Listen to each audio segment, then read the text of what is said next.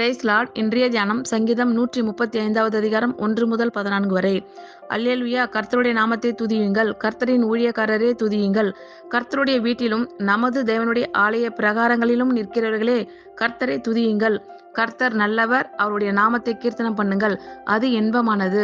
கர்த்தர் யாக்கோபை தமக்காகவும் இஸ்ரவேலை தமக்கு சொந்தமாகவும் தெரிந்து கொண்டார்.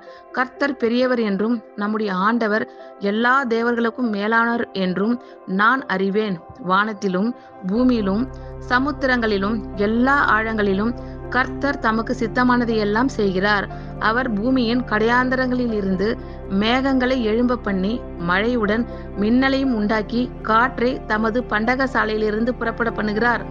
அவர் எகிப்திலே மனுஷருடைய தலை பிள்ளைகளையும் மிருகத்தின் தலையீற்றுகளையும் அடித்தார். எகிப்து தேசமே, உன் நடுவில் பார்வோன் மேலும் அவனுடைய எல்லா ஊழியக்காரர் மேலும் அடையாளங்களையும் அற்புதங்களையும் அனுப்பினார். அவர் அநேகம் ஜாதிகளை அடித்து பலத்த ராஜாக்களை கொன்று எமோரியரின் ராஜாவாகிய சீகோனையும் பாசானின் ராஜாவாகிய ஓகையும் கானானின் சகல ராஜ்யங்களையும் அழித்து அவர்கள் தேசத்தை தம்முடைய ஜனமாகிய இஸ்ரவேலுக்கு சுதந்திரமாக கொடுத்தார். கர்த்தாவே, உம்முடைய நாமம் என்றைக்கும் உள்ளது.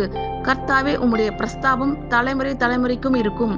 கர்த்தர் தம்முடைய ஜனத்தின் நியாயத்தை விசாரித்து தம்முடைய ஊழியக்காரர் மேல் பரிதாபப்படுவார்.